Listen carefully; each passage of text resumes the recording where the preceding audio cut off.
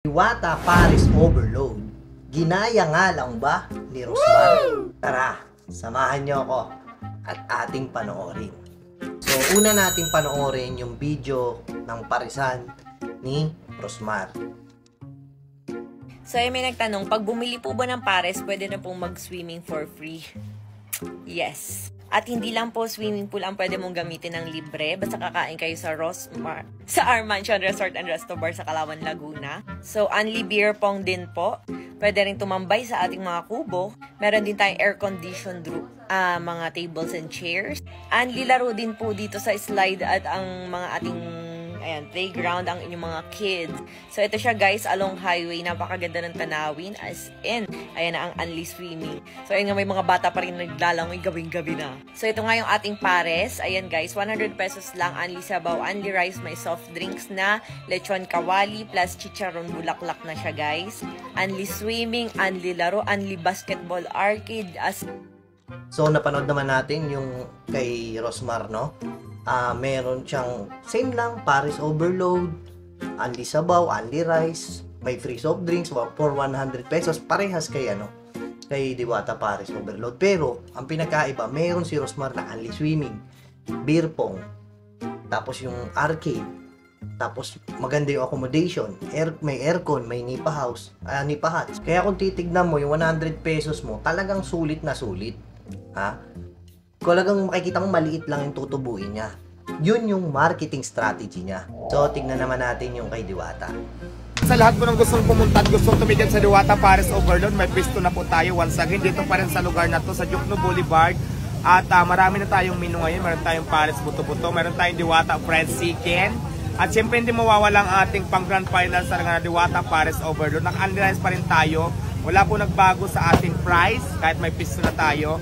Unrealized pa rin at 100 pa rin ang isang order doon sa Paris Overload natin. So yung location natin, JSI is yung landmark, malapit lang sa gitna ng JSIS. Pag galing ka doon sa dati kong pwesto, move ka lang papunta dito sa may JSIS at dito mo nakikita. Sa gilid lang siya ng kalsada, may kita nyo kapag dumaan ka dito. So yun, napakaluwag, may parking, maraming kumakain, very fresh kasi maraming puno ng kawit, hindi siya mainit. Dito naman kay Diwata Paris Overload, no? Meron siyang Diwata Paris Overload, Diwata Paris na buto-buto, meron siyang Seek Enjoy. Marami siyang menu, 'di ba? Magkaiba sila ni Rosmar. 'Di ba? Kaya wag niyo iisipin o wag niyo titignan sa anggulong ginaya ni Rosmar si Diwata Paris Overload. Kasi mga kapatid, no? Sa mga nakikita ko rito, yung ginagawa ni Rosmar kasi trending ang parisan ni Diwata. Sinabayan niya lang sa trend.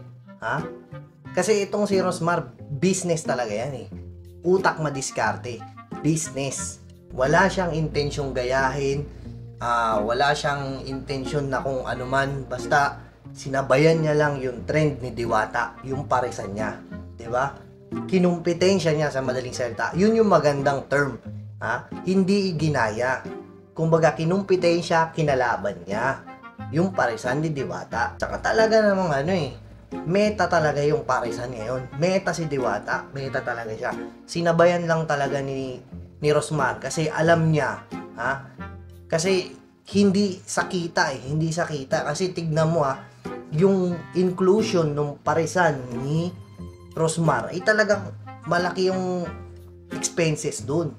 Sipin mo sa swimming pool, yung tubig nun, babayaran niya. Yung upa ng lote, babayaran niya. Yung staff niya, yung accommodation, yung aircon, kuryente.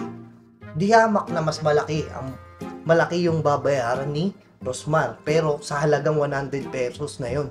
Kasi nga, ang hinahabol ni Rosmar dyan, yung trend. Diba? Makasabay siya sa trend.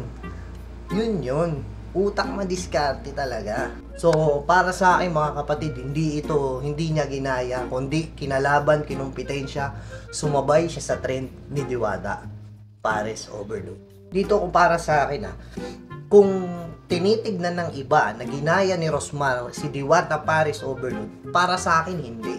Kasi kung titignan mo, kung paghahambingin mo o pagkukumparahin mo, napakalayo at napakalayo talaga ng diferensya nilang dalawa.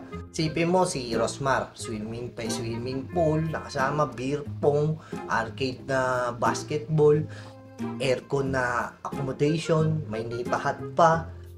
Tapos yung kay Diwata naman, hindi ko naman sinasabing ano, pero kung ako sa 100 pesos kay Diwata o sa Rosmar, doon ako sa mapipil ko talaga na komportable ako.